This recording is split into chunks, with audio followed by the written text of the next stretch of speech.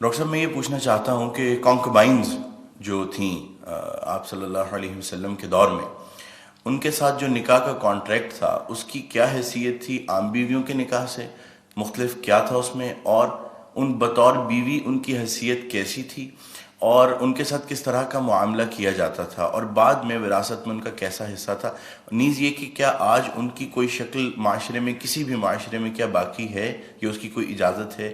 دوسرا ڈاکٹر صاحب یہ کہ اگر اس کو ایلیبریٹ آپ کر دیں تو ساتھ یہ بھی بتا دیجیے گا کہ سورہ نساء کی جو آیات ہیں، آیت نمبر 4 اور 24 جس میں وما ملکت ایمانکم ان کے بارے میں آیا ہے، ان کو زیادہ ایلیبریٹ کرنے کے لیے کون سی تفسیر بہترین ہے جس کو پڑھا جا سکتا ہے، اگر آپ کو اس وقت آپ ریکال کر سکیں؟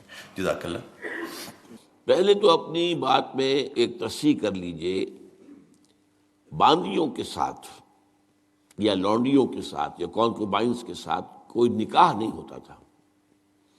منکوحہ وہ بیویاں کہلاتی تھیں اور یہ باندیاں کہلاتی تھیں، یہ ملکیت ہوتی تھی۔ بیوی ملکیت نہیں ہوتی، بیوی تو ایک سوشل کانٹریکٹ کے تحت آپ کے ساتھ آتی ہے، زندگی گزارتی ہے، اس کی مرضی کے بغیر اس کا نکاح نہیں ہو سکتا، اس کی اجازت سے نکاح ہوا ہے، اور بیوی جو ہے اس کو یہ حق بھی حاصل ہے کہ وہ کبھی چاہے تو آپ سے سیپریشن جو ہے وہ حاصل کر لے۔ لیکن یہ جو ملکیت کا تصور ہے اس میں یہ چیزیں نہیں ہیں، نہ اس میں نکاح ہے، نہ اس میں کوئی وراثت کا حصہ ہے، بلکہ وہ تو خود وراثت میں منتقل ہو جائیں گی۔ اگر کوئی شخص جو ہے اس کے کچھ باندیاں تھیں تو اس کے انتقال کے بعد وہ اس کی ملکیت ان کی جو ہے جیسے اور پراپرٹی جو ہے وہ منتقل ہوگی، اولاد کو ایسے ہو جائے گی۔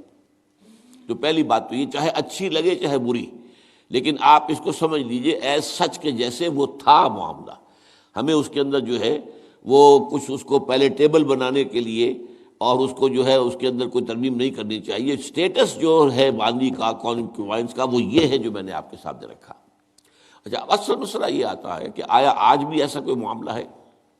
آج ایسا کوئی معاملہ موجود نہیں ہے، اور یہ لونڈیاں ہوتی تھیں حضور کے زمانے میں صرف وہ جو میدان جنگ میں مال غنیمت کے طور پر آتی تھی۔ آپ ایک جنگ ہوئی ہے، فرض کیجئے جنگ بدر ہوئی ہے، جنگ بدر میں اب جب کہ کفار کو شکست ہو گئی ہے تو آپ کو معلوم ہے ان کے جو اونٹ تھے وہ 900 اونٹ لے کر آئے ہوئے تھے، وہ سارے تو ابھی کھائے نہیں گئے تھے۔ اب وہ گویا کہ وہاں پر مال غنیمت ہے، ان کے گھوڑے اگر وہ بچے ہوئے تو مال غنیمت ہے۔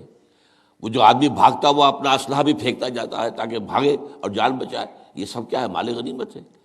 ایسے ہی اگر وہاں کوئی عورتیں بھی آئی ہوں، میرے علم میں نہیں ہے کہ بدر میں آئیں یا نہیں آئیں، احد میں تو آئیں، لیکن بدر کے بارے میں مجھے یقین کے ساتھ معلوم نہیں ہے، لیکن اگر عورتیں بھی آئی ہوں تو وہ باندیاں ہوں گی، وہ تقسیم ہو جائیں گی۔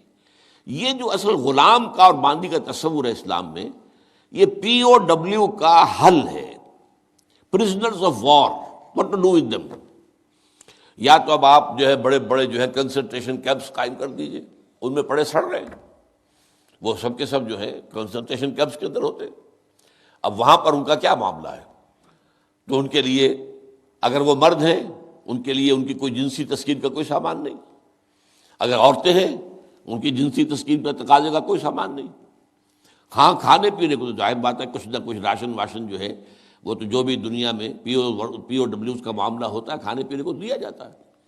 اسلام نے یہ کیا ہے کہ بجائے اس کے کہ پی او ڈبلیوز جو ہیں وہ اسلامی بیت المال پر بوجھ بن جائے، انہیں ایبزارب کرو معاشرے کے اندر، انہیں تقسیم کر دو لوگوں کے اندر، اور ان کی حیثیت غلام کی اور باندی کی ہوگی۔ انہیں آپ کو کھلائیں بھی وہ، حضور فرماتے ہیں جو خود کھاتے ہیں وہ کھلائیں، جو خود پہنتے ہو وہ پہناؤ، اچھے سے اچھا سلوک کرو۔ پھر ان کی ایمنسیپیشن کا ایک سلسلہ شروع کر دیا گیا، فلاں اگر تم سے گناہ ہو گیا ہے تو کفارہ یہ ہے ایک غلام آزاد کر دو، قتل خطا ہو گئی ہے، وہاں تم سے غلطی سے تمہارا ارادہ نہیں تھا، کوئی تمہارے ہاتھوں مارا گیا ہے، گولی چل گئی تم سے اور کوئی شخص جو ہے وہ مر گیا ہے، اس کے لیے بھی وہ غلام جو ہے آزاد کرو۔ گناہوں کے کفارے میں غلاموں کو آزاد کرنا، پھر غلاموں کو آزاد کرنے کی تلقین، نصیحت، پرسویشن، یہ نیکی کا بہت بڑا کام ہے، غلام کو آزاد کرو۔ یہ ساری چیزیں جو ہیں اس کے ذریعے سے ایک دفعہ انہیں سوسائٹی میں جذب کرنے کے بعد وہ علیحدہ ایلیمنٹ نہیں رہے، اب سوسائٹی کا حصہ بن گئے، وہ ایک گھر کے اندر ہے، وہاں رہتے ہیں، ان کے ساتھ جو ہے ان کے مالک ہیں، اور اسی طریقے سے ان کو رفتہ رفتہ ان کی ایمینسیپیشن کا بندوبست کیا اسلام نے. اور اس میں آپ کو معلوم ہونا چاہیے اس درجے ایمینسیپیشن ہوئی ہے کہ ایک وقت ایسا تھا عالم اسلام میں ساری حکومتیں غلاموں کی تھیں. مڈل ایسٹ میں ممالک کی حکومت، مملوک کہتے ہیں اس کو کہ جو کسی کی ملکیت ہے، غلام ہے. ممالک بڑے بادشاہ ہوئے. ہندوستان میں جو دہلی میں پہلی حکومت قائم ہوئی ہے وہ کون تھے؟ خاندان غلامہ، قطب الدین ایبک اور یہ بلبن، ایسے ایسے شاندار، اور جو ہے اور یہ التتمش، یہ کون تھے؟ غلام تھے.